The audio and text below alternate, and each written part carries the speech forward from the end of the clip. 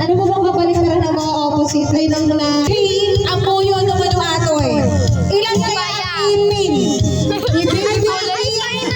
Parang kanto naman na si Mama, si Ma'am Tina, si Ma'am Shana.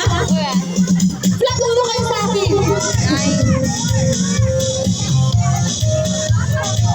Yes!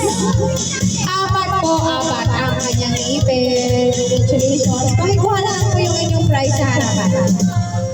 Maya. Last time natin sa game. Let's go! Okay, breathing! Okay, yan. Meron pa kaya nito?